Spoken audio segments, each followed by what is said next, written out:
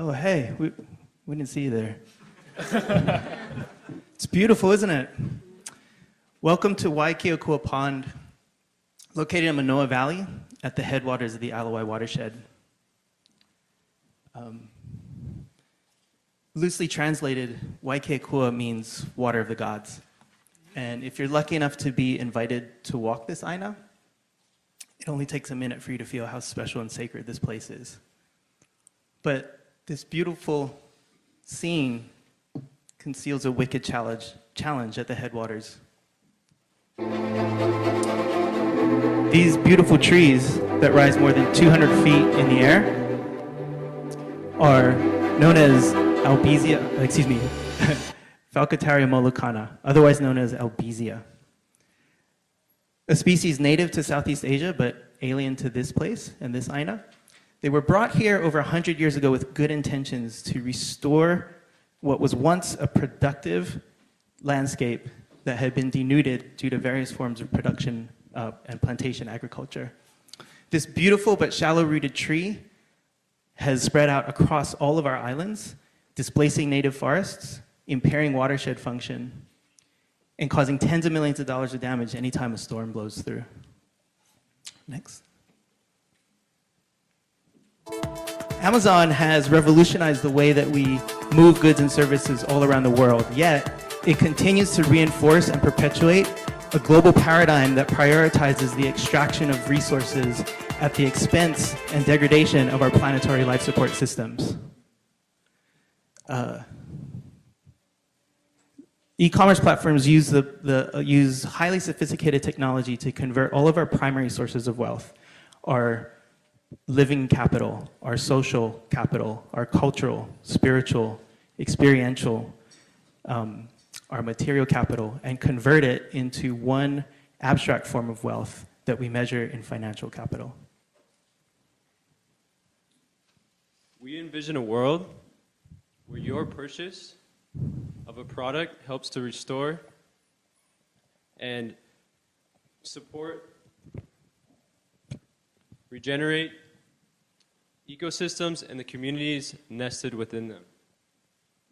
Mauka functions as a platform where your purchase and products are made from abundant local material such as invasive albizia wood, as well as other ethically sourced materials, and they can be sold and purchased. It enables people to purchase handcrafted products to create economic drivers for ecosystem restoration. We hand select artisans who are committed to this promise. This dresser drawer is made entirely of albizia. This beautiful bed here, made out of ethically harvested monkey pod, so as not to put pressure on our native koa forests. I want the next purchase of my surfboard to directly support the restoration of our native ecosystems. Yeah?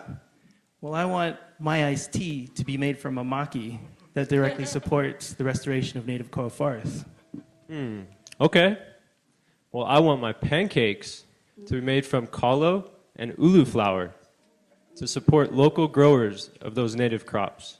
Man, imagine if your purchasing power could directly support the restoration of native ecosystems.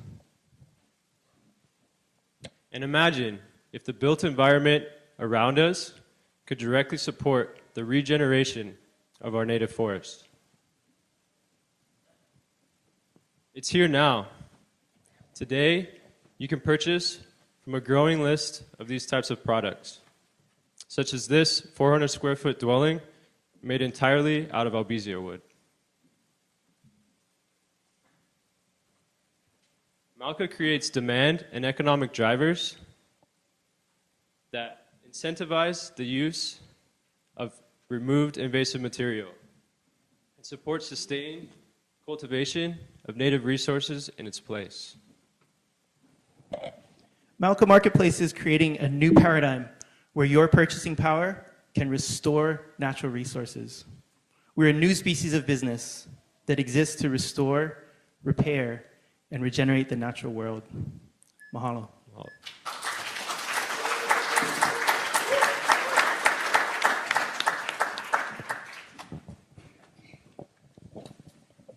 Awesome. Okay. Judges. So wait, are you guys built? You guys are the guys that built that thing on US Manoa? It's hard to shake that we're the Albizia guys, yes. No. So then you have two business models happening here. You're building structures and using wood and reusing invasive species, and you're building an e-commerce marketplace. We're interested in systemic structural transformation, and we're interested at developing new models of business that actually restore and repair.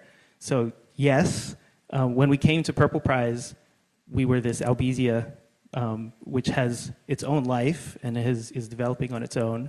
But then questioning like how does technology and the tools of tech, what might be at that nexus between our approach, kind of led to this ideation of this marketplace that might amplify the products that we're developing already from Albizia, but also amplify the markets for others in our communities that are engaged in similar work. So you plan on continuing with both models simultaneously? Yeah, so this can serve as an amplifier for our existing product line. So the dresser, for example, is something that we make. We have a number of products in development that can also. Now, marketplace is only a marketplace if you have many vendors. So this is something that we're, again, in ideation phase, and we're looking forward to a sort of extended deep dive with customer discovery to try to ascertain what needs we can help them. So if I can understand this, so what you're doing is creating a platform where people from around the world can purchase beautifully made products from a lot of invasive species here in Hawaii in order to shift the balance more towards our more endemic indigenous plants. Am I getting that kind of? That's absolutely correct, and I would also add invasive species and ethically harvested. Got it. Now, that means that you just said something about vendors, but earlier you talked about artisans. Can you talk a little bit more about how you might build that body of product? Yeah, sure. We won't do that alone, and what we're also really interested is in remembering a time when goods and services that were exchanged were really based on the currency of relationship, and that handcrafted artisanal product really reflected your underlying values. So Shaka Tea is a great example. Pahiki Caskets is another great example. They're another vendor that's building eco caskets out of ethically harvested and invasive species. Shaka Tea, literally, their end goal is koa reforestation through creating economic drivers, right, through the sales of tea that's based on the understory species in the koa forest. So I really admire what your guys' overall vision is. And I'd actually never thought of the problem that way. But so having your own marketplace, wouldn't it be easier to go to market by just selling the same way everybody else sells, like on Amazon or Jet or anything like that? I mean, because at the end of the day, you get more demand, therefore you get greater impact in terms of ethically harvested products. It has the exact same focus on the artisanship and the craftsmanship of the things that people are consuming. So we're not interested in perpetuating the existing paradigm that continues to accelerate the degradation, right? So what we're interested in is creating the e-commerce revenue model is sort of well established, right? And the surplus of Amazon goes to what? Jeff Bezos' fortune that he can expand and continue to perpetuate this paradigm and further space exploration. So yes, we could have that option. What we're looking at is actually solving for locally. So how do we give our local artisans and craftspeople who are engaged in this kind of work, who are ethically sourcing and harvesting their materials? So the marketplace platform clearly works, right? So there's a lot of lessons that we can learn from there. What hasn't been figured out is how to optimize that model for ecosystem restoration instead of ecosystem degradation. So along the same lines, I guess my question is then how do you differentiate yourself from the platforms that are out there like Etsy and Amazon Creative Marketplace? And also just thinking about what products you choose, because like I live on the mainland, and so I would probably buy that beautiful crafted dresser, but I probably wouldn't think it was the best idea to ship tea in. Yeah. So yeah. That's a great question. And you actually landed on one of the key things, which is curation. So a lot of our work that's ahead is to actually go out and meet the vendors that were up there are up there because we know their hearts, we know them as people, we know what their end goal is, and they're aligned with our core values. And then as far as the public-facing platform, there are groups like Root Studio that differentiate themselves not only not so much in the user face reflects what their underlying values are. They differentiate based on their value proposition, well, their core values and what they're espousing to do.